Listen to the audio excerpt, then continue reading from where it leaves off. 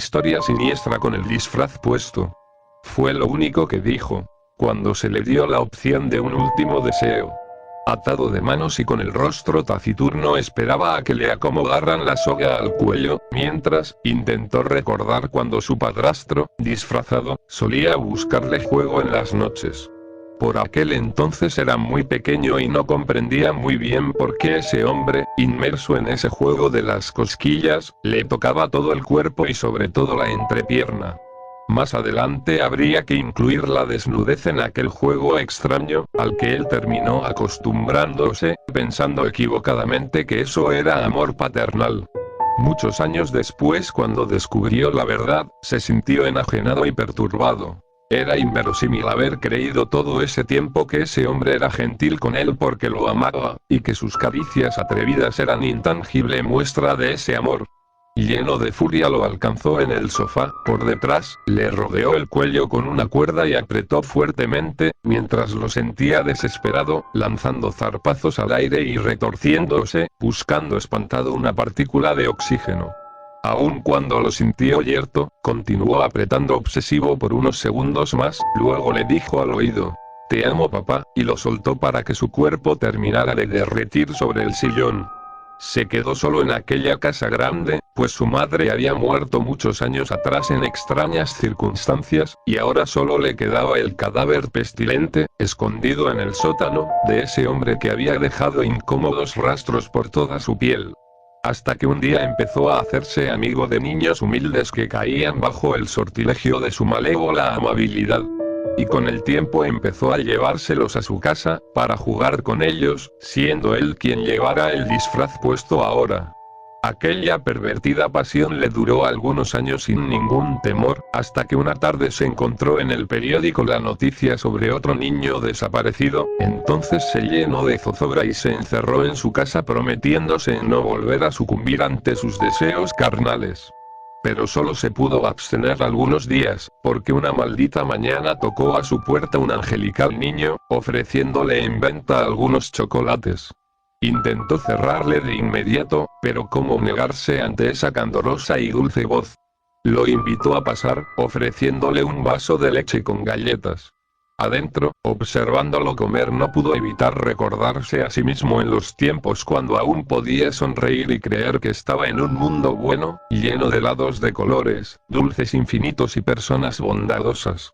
Fue al armario, se colocó ese disfraz que tantas pesadillas le produjo en su adolescencia, y que al tenerlo puesto le daba la sensación de un poder absolutamente oscuro.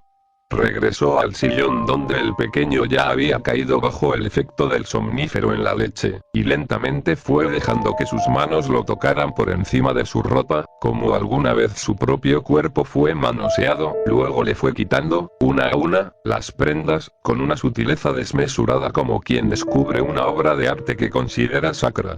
Rememoró con desagrado unos dedos bruscos sobre su piel, una voz atemorizante susurrándole obscenidades al oído, y ese miedo escabroso que parecía provenir de la oscuridad y que cada noche le poseía el alma desprotegida, mientras esas manos odiadas poseían su cuerpo.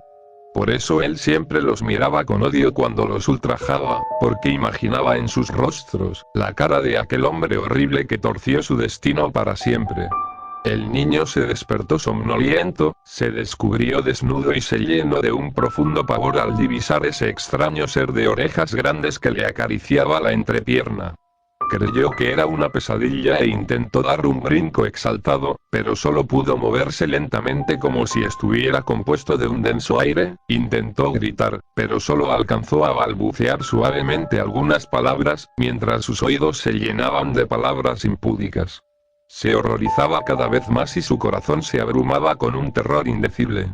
Entonces, en algún momento su voluntad alumbró, su instinto de supervivencia tomó el control de su cuerpo, y con una fuerza ajena pero brutal, empujó a aquel monstruo que, salió aventado contra el televisor, y sin esperar que se levantara corrió hacia la puerta y se pegó al picaporte para moverlo consternado, enloquecido, sintiendo deslizarse por sus mejillas, gruesas lágrimas. Unos instantes después unas asquerosas manos se asían de su cuerpo, lo golpeaban con algo duro en la cabeza, y lo arrastraban nuevamente al sillón para retomar ese macabro juego de las caricias profanadoras, ante lo que ya no pudo oponer ninguna resistencia, pues ese golpe había aniquilado por completo las fuerzas de su lánguido cuerpo. Y justamente cuando terminaba de aceptar su negro destino, se escuchó una estampida de botas derribando la puerta y entraron varios policías. El juicio fue rápido porque él se declaró culpable desde el principio, aduciendo que lo había hecho impulsado por la voz del disfraz, por eso pidió ser colgado con ese maquiavélico traje puesto. Y cuando se desvaneció al piso, recordó sonriente estar alando aquella cuerda sobre el cuello de la bestia pedófila y vio a lo lejos, correr alegre y libre para siempre, a su propia y tierna imagen infantil.